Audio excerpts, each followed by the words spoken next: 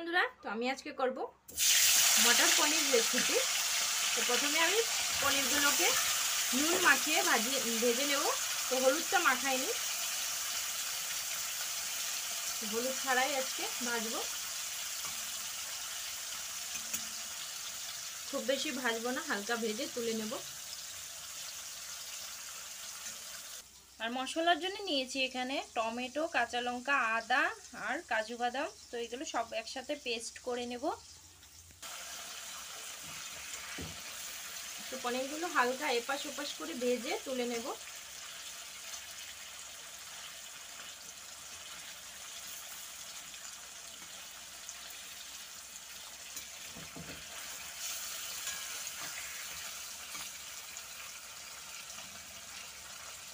তো এই যে পনিরগুলো ভাজা হয়ে গেছে, আমি এবারে তুলে নেব। তো একই তেলে আমি ফোড়নে দিচ্ছি সাদা জিরে, দিচ্ছি একটা তেজপাতা, দিচ্ছি দুটো এলাচ। তো আলুগুলো দিয়ে দিচ্ছি। প্রথমে আলু ভেজে নেব।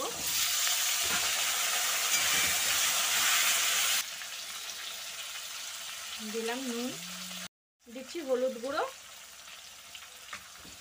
বেশ সুন্দর করে আলুগুলো একটু লাল লাল করে ভাজবো। তো আলুগুলো আমি কিন্তু আর নামাবো না, এর মধ্যে আমি মশলাটা দিয়ে সুন্দর করে কষিয়ে নেব। তো আলুগুলো কিন্তু বেশ সুন্দর করে ভাজা হয়ে গেছে। এবারে একটু হালকা করে মটরশুঁটিগুলো ভেজে নেব।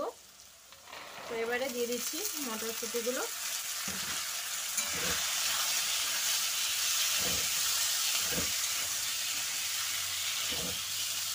তো মটরশুঁটিগুলো বেশি ভাজবো না, বেশি ভাজলে কিন্তু মটরশুঁটিগুলো থেকে ছালগুলো ছেড়ে যাবে আর তখন ভালো লাগবে না, দেখতেও ভালো লাগবে না।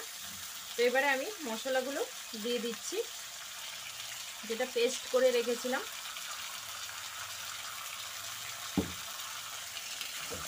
দিচ্ছি হলুদ গুঁড়ো, তো দিচ্ছি হচ্ছে একটু কাশ্মীরি লঙ্কার গুঁড়ো। ঝাল অতটা দেবো না আমি। তো কাঁচা লঙ্কা যে কটা দিলাম ওটুকুই ঝাল হবে। তো আমি এটা কাশ্মীরি লঙ্কার গুঁড়ো দিলাম কালারের জন্য। জিরে গুঁড়ো দেব, দিচ্ছি জিরে গুঁড়ো। তো এবারে সামান্য একটু জল দিয়ে কষিয়ে নেব।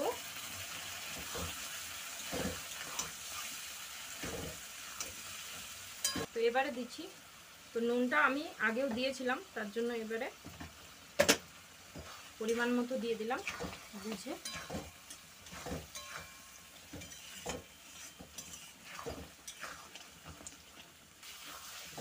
তো ভালো করে একটু কষিয়ে নেব, মশলা থেকে কাঁচা গন্ধ যাওয়া পর্যন্ত।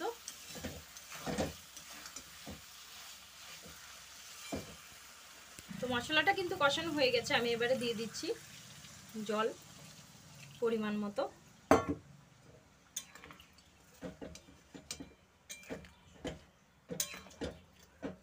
তো একটু ফুটে আসলেই দিয়ে দেব পনিরগুলো।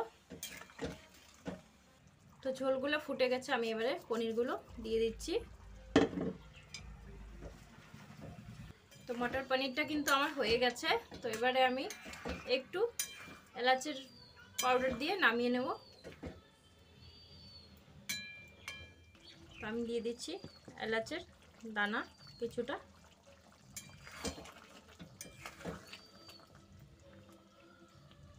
তো এই যে তরকারিটা কিন্তু আমি নামিয়ে নিয়েছি।